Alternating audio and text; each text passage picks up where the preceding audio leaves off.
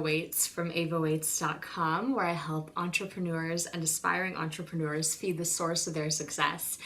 And it was just about a week ago that I came back from a conference with David Nagel. I was down in Dallas, Texas, and it was very interesting to notice the sponsors. So he has sponsors come to his event, and what they do is they're able to set up booths and interact with everyone at the conference and really be a support team of resources for everyone coming to the conference. And what was so interesting is to be able to walk around the room and to notice how these sponsors set up their tables. And there was a lot of candy. I must say there was a lot of candy, and me with my health background looking around and saying, wow, there's so much sugar here, so much corn syrup, so many things like that I can go and just sneak off of the tables. And I must say, I grabbed some chocolate. There were a few times where I grabbed little pieces of chocolate, and it did start to make me think about what are the great ways that we can set up booths to really showcase the services that we provide as business owners. And I started thinking about it, and it's been going around and around in my mind as I came home. And it was just interesting to notice all of the different techniques and to notice what really pulled me in, and also then what booths I wasn't always very interested to see. And of course, this is all very personal, like when you're going into a health fair, or if you're going into some sort of fair just as a visitor and there are lots of booths, there's always going to be people who are really just drawing you in and who you connect with right away, and then there will be people who you don't. So this information comes from my perspective as me, because that's all I can be, is who I am. But it was interesting to notice what tended to pull and repel. And before I get into that, I wanted to actually go back in time. I think I was about 15 years old, and I remember this one very interesting thing that a store did on the island where I grew up. So I believe it was around Christmas time, and everyone was out doing holiday shopping, and I think it was my mom and I actually who went into this store. And the first thing that happened is we came in, and the woman behind the counter said, "Hi, welcome. Would you like some hot tea?" And I think it was some kind of special tea, maybe a Russian tea or something like that. And we said, sure. So what she did is she brought out these two little glasses, and they were glass, even though it was hot tea. And she brought those to us.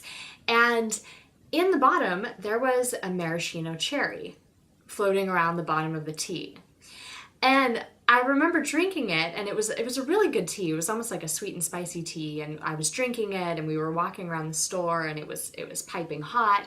And I just remember walking out of that experience thinking, wow, that was some great marketing.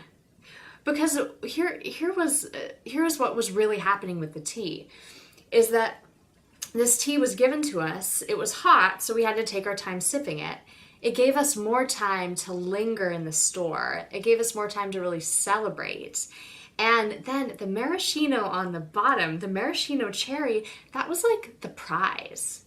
Like me as a child, I wanted the maraschino cherry. This was long before I knew what ingredients actually went into maraschino cherries, which are not very pretty ingredients, but I really wanted the cherry in the bottom. So it was luring me to sip all of the drink and to stay in the store and really to enjoy the store for a much longer period of time than I had really intentionally gone in to experience. And I noticed that there were a couple booths that were using something like this as well. They were using that pull where there was some sort of prize, where if you hung out with the booth and with the people at the booth, that there was some sort of prize and something really exciting that was there for you that was just waiting. And it was this really great thing. What? Look at me, I have a bug there. I'm eating too many plantains. Anyway, so there was this prize, and people wanted to come in and find the prize. I remember one woman, she had set up these, I think they were gold-covered chocolate shaped like a champagne bottle.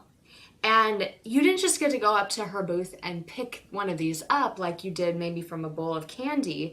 They were really there as that prize to pull people in. And it's just interesting because, you know, if you're an entrepreneur, you can look at some of these ways to market and ways to bring people toward you. And it doesn't always have to be with sugar, of course. I mean, once again, with the health coaching background that I have, it probably shouldn't be sugar. It could be something else. But I know that there's some way that you can set up some sort of system and way where the potential clients and the people that are all around you, whether you're having a booth or whether you're having a business or whether you are just out networking, where there's something there where it's this pull that gives people a reason to come and play with you more. Just like how I was playing with that tea, kind of wanting to get the maraschino cherry.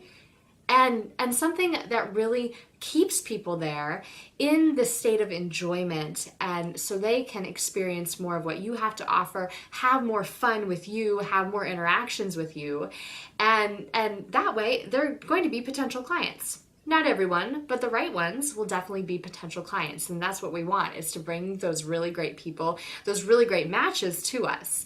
So as you are considering, if any of you are in the health coaching field or the nutrition field and you're getting ready to go to fairs and put up your own booths, or whether you are some sort of sponsor and you're in some sort of other coaching business or some other business entirely, there is a way that you can bring people in and have them play a little bit more with you, have them have a little bit more of that joyful experience, and to really leave that interaction feeling just excited and remembering it. Just like me, 15 years old, and I still remember a maraschino cherry in the bottom of a teacup.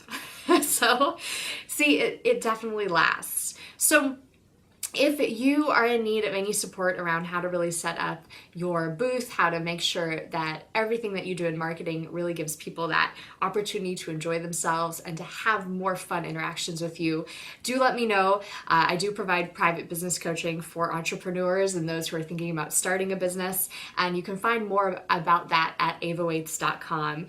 And in the meantime, I do want you to start being aware of everything that's going on around you. How are businesses, stores, service professionals really bringing you in with something that's fun and exciting? Sometimes it's sweet, yes, sometimes it's sweet. But please be on the lookout for that and just start to take notice of that all around you. So I wish you a lovely day, and I will of course be back with more tips in the future. Thanks so much.